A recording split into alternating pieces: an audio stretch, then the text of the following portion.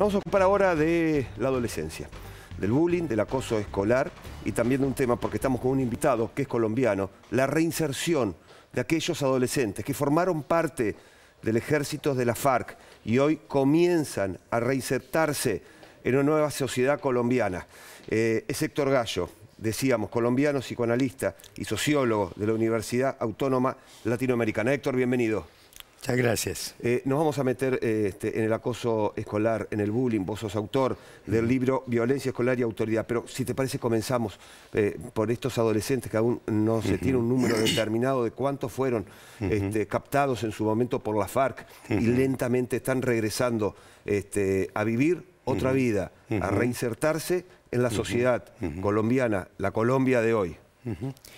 Sí, pues empezamos por decir que lo que transmiten las entidades estatales a la opinión pública es que estos niños entran a la guerra obligados, que son prácticamente raptados de los lugares en donde viven y entran a la guerra, pero la realidad que han demostrado los investigadores de este problema es que la mayoría de estos niños van, entre comillas, voluntariamente a la guerra.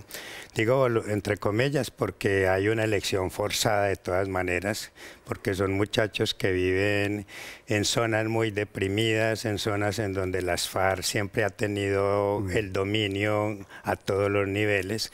Entonces las únicas figuras de identificación que le quedan a estos niños son los guerrilleros y los milicianos. Uno, porque están armados.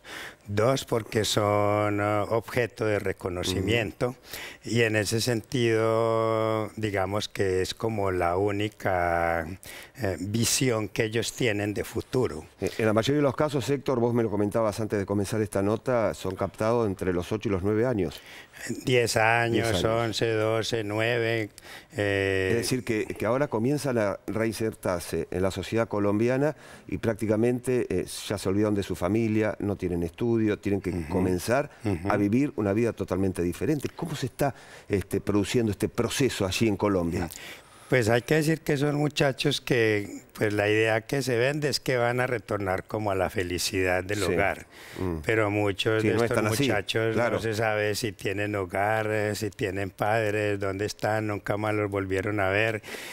Y una de las cosas, al menos en lo que me corresponde a mí, fundamentales que se van produciendo es que se van desencadenando neurosis y psicosis que allí estaban estabilizadas porque en ese quehacer diario hay una manera de operar que no da lugar a que se desencadenen estas enfermedades mentales. Héctor, nos hemos ocupado mucho de la FARC. Pero de los adultos de la FARC, de aquellos que comandaron la FARC. Nunca nos hemos ocupado de estos adolescentes que comenzaron como niños, formaron parte de este ejército, hoy son adolescentes y quieren un futuro totalmente diferente al presente que tenían. Son pocas las personas que se han ocupado de los adolescentes en la FARC, como es tu caso. ¿Por qué? Porque no hay un gran conocimiento de qué es lo que pasa con ellos, porque de un lado las FARC lo han negado, pero allá todos los grupos armados han reclutado, incluido el ejército, en un momento dado. Entonces no es una cosa que sea clara, que sea asumida y establecida. Entonces la noticia que se tiene es básicamente por los niños que logran desertar, que se logran escapar, o aquellos otros que son los menos.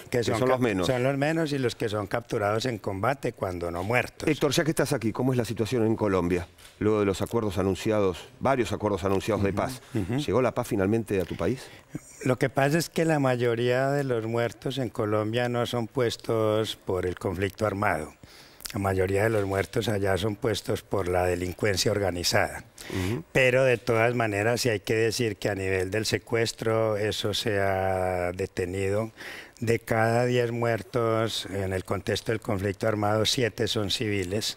Entonces, de todas maneras, es una cosa que da mucha tranquilidad, sobre todo a nivel de los secuestros y a nivel de la extorsión, ¿cierto? Y en ese sentido, pues también ahora ya no hay lugares vedados para visitar, pero el problema que se está avecinando ahora es que los lugares que quedaron vacíos, en donde las FARC se encargaba, digamos, de dar protección y de todo esto, está siendo ocupado por las bandas criminales. Héctor, nos quedamos sin tiempo. Para la próxima vamos a estar analizando el bullying, el acoso escolar hoy en el mundo, no solamente en Colombia o en la República Argentina, en el mundo. Héctor es autor del libro Violencia Escolar y Autoridad, pero nos metimos tanto en el tema de Colombia y nos importaba mucho porque se habla tan poco justamente de los adolescentes formando parte de este ejército de la FARC cuando eran muy chicos.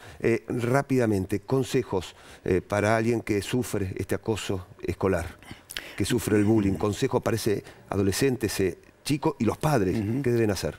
Básicamente, un niño que sufre acoso es un niño que está en una situación muy profunda de soledad en la casa. Ajá. Es un niño para quien los padres más bien son seres oscuros, seres en quien él no tiene como la confianza de que va a ser recibida su palabra por distintas razones.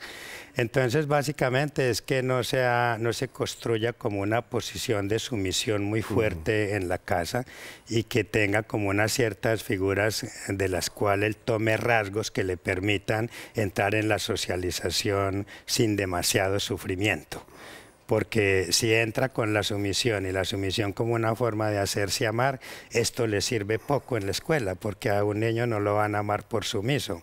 Ya la inteligencia, el hecho de que sea muy dedicado a los deberes, tampoco le sirve como un elemento de socialización.